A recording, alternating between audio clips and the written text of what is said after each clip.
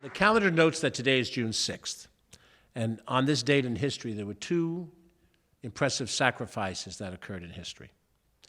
The first sacrifice was the sacrifice of thousands of lives on the beaches of Normandy, Omaha Beach, Utah Beach, on June 6th, 1944, when Americans and Canadians and British and others landed to liberate Europe from the clutch of Hitler and Nazism.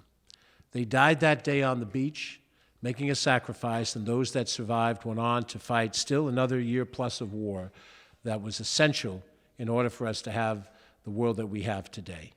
Let us remember those that lived, fought, and died on D-Day, on this very day, 79 years ago. There was also a sacrifice that happened 55 years ago. On that date, United States Senator Robert F. Kennedy died in Los Angeles, California. I was a young boy, and I thought quite a bit of Senator Kennedy. His older brother was President of the United States, but I was a little young when that happened. That happened actually on my birthday. But Senator Kennedy, Robert Kennedy, was one that I followed in my early teen years. And he spoke of things that I believe to be true. And now I have the opportunity at a much smaller level of government to try to help with this great team that we have to implement those things. But at a very young age, he stood up for what he thought was right, and it cost him his life on that sacrifice on this very day 55 years ago. We are different. We're different because we're old. We're different because we're young. We're different because we're middle-aged.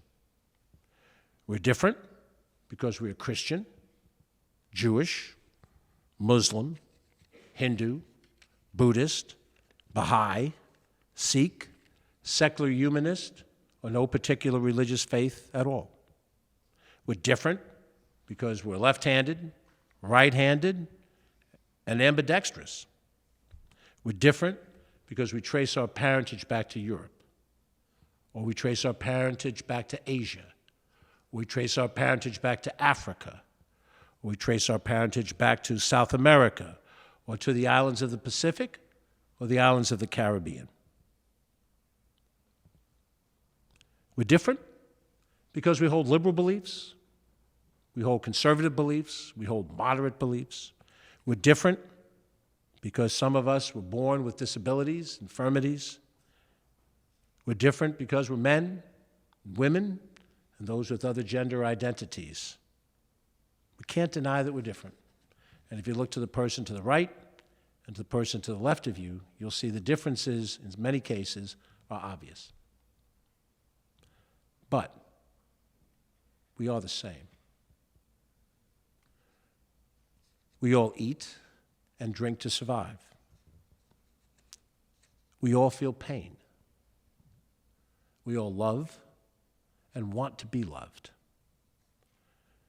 We all have limits to our intelligence and our abilities.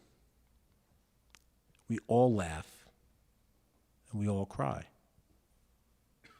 Ultimately, we all die. Every one of us. Every left-hander, every right-hander, every person who's black, Asian, Hispanic, European white, of mixed heritage. We all die, whether we are liberal or conservative, moderate, disability, young, old, middle-aged, whatever our religions are. We Christians die, those who are Jewish die, those who are Hindu die, those who are Sikhs die, we all die.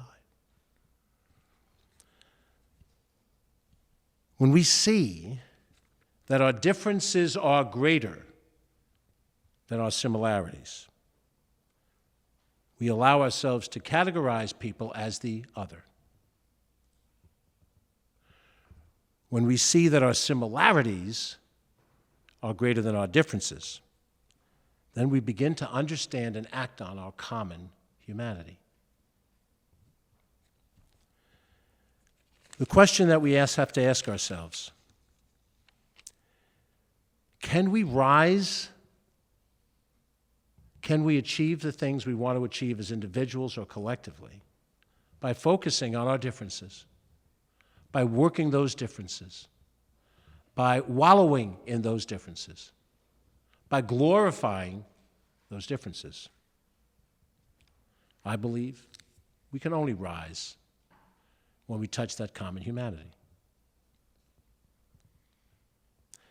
Before we let our hatreds snuff out our humanity, before we worship the God of social media, where every opinion, unvetted or not, is treated as an equal opinion, before we let the television station we watch or the talk radio station that we listen to tell us about our differences and the other,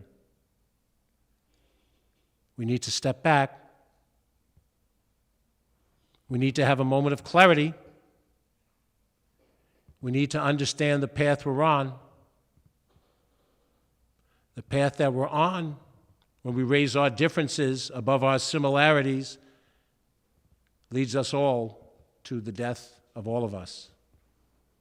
We cannot succeed as a society. We cannot succeed as a world focusing on why some people are not like other people.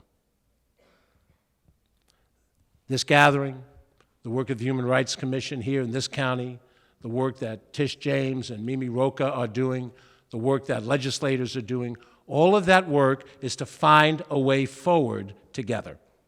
To find a way forward together.